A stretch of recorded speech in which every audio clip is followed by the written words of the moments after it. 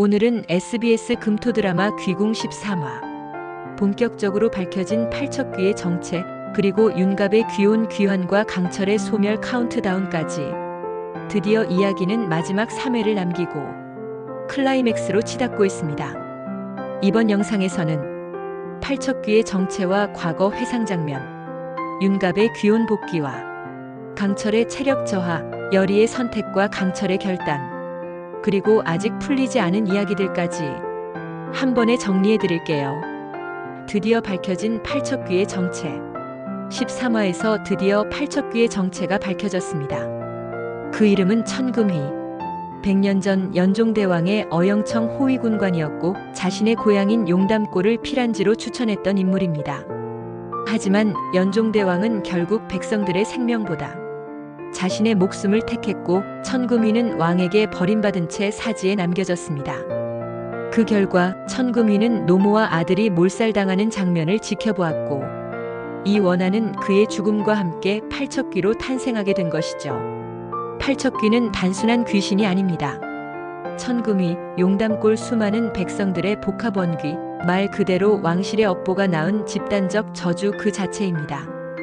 불에 타지 않은 화귀, 아직 끝나지 않은 비밀. 그런데 중요한 포인트. 팔척귀는 화귀, 즉 불에 타 죽은 영혼이어야 하는데 13화에선 천금희의 죽음이 불과 직접 연결되었는지 명확하지 않아요. 게다가 강철도 팔척귀는 하나의 원혼이 아니다라고 언급했죠. 즉 천금희가 핵심이긴 하지만 다른 숨겨진 사연이나 영혼이 뒤엉켜 있을 가능성이 여전히 남아 있습니다. 또 하나의 예견은 강철의 승천을 막은 아기의 정체. 팔척귀가 만들어지던 날 죽음을 피하지 못한 용담골 사람들 사이에 있었던 한 아기. 천금희가 끝까지 지키려던 그 아기. 그 아기가 지금 살아있다면, 그리고 그 정체가 윤갑 또는 여리의 핏줄이라면 팔척귀와 인연 있는 현재 인물이 또 있다는 암시입니다. 윤갑, 돌아오다 귀온의 시작. 귀궁 13화에서 가장 충격적인 전개는 단연 윤갑의 귀온 귀환. 이전까지 강철의 몸속에 억눌려 있었던 윤갑의 영혼이 팔척귀와 하나가 된 풍산에 의해 다시 끌려 나옵니다. 하지만 이 귀환은 감격의 재회가 아니라 상실과 질투, 절망으로 가득한 복귀였죠. 윤갑은 눈앞에서 보게 됩니다. 자신의 몸을 차지한 강철, 자신이 지키려 했던 어머니, 사랑했던 여리, 그리고 그 모두가 강철의 편에 서 있다는 현실. 이건 내 몸이야. 그런데 왜 저자가 살고 있지? 어머니도 여리도 모두 강철의 것이 되었어. 이 대사는 단순한 한풀이가 아닙니다. 윤갑이라는 존재가 완전히 외톨이가 되었음을 인식하는 순간이었어요. 그 순간 풍산은 놓치지 않죠.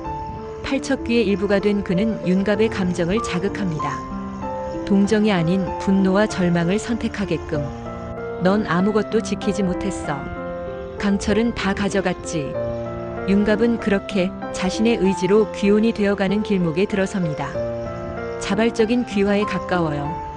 풍산은 강철을 무너뜨릴 최적의 카드로 윤갑을 다시 세상으로 꺼내든 셈이죠. 이 장면이 중요한 이유는 윤갑의 귀온 복귀는 스릴러적 전개가 아니라 감정적으로 가장 복잡한 폭발 지점이에요. 강철은 윤갑의 몸에 살고 있는 존재이고 여리는 이제 윤갑이 아닌 강철을 사랑하게 되었고 윤갑은 모든 걸 잃은 상태에서 귀신보다 더 귀신 같은 분노의 화신이 되어버렸죠. 이 장면은 결국 강철, 윤갑, 풍산 세 인물이 한 몸과 한 사랑을 두고 맞붙게 되는 정신적 3자 대결의 서막입니다. 여리의 감정이 어디로 향하느냐, 강철이 끝까지 인간성을 유지할 수 있느냐, 그리고 윤갑이 원한이 아닌 인간성을 되찾을 수 있느냐. 이 세 가지 줄기가 남은 회차에서 정면 충돌할 가능성이 높습니다. 점점 인간이 되어가는 강철. 하지만 이번 화에서 가장 처절했던 캐릭터는 단연 강철입니다. 귀신이었고 이무기였고 신이었던 존재. 그런 강철이 이제 회오리도 못 만들고 귀신도 잘 안 보이는 거의 인간에 가까운 상태가 된 것이죠.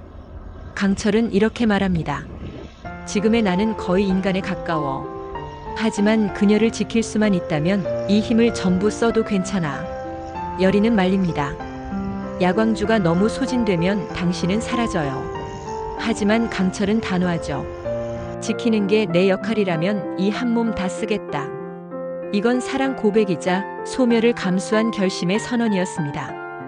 그리고 열흘 뒤 100년의 결말. 팔척귀가 만들어진 지 정확히 100년째 되는 날. 딱 열흘 남았습니다. 왕은 그날을 천도제의 날로 지정하고 팔척귀의 원한을 거두기 위한 의식을 준비하죠.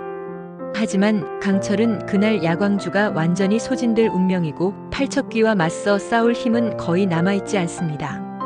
그 와중에 핀 골담초의 꽃.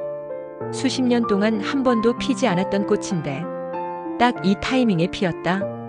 그건 마치 이번이 마지막 기회라는 계시처럼 느껴지기도 합니다.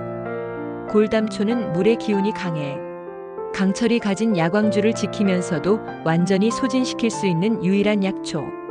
이게 복선일지 희망일지 14화가 중요한 분기점이 될 거예요. 결말의 방향 지금부터 시작이다.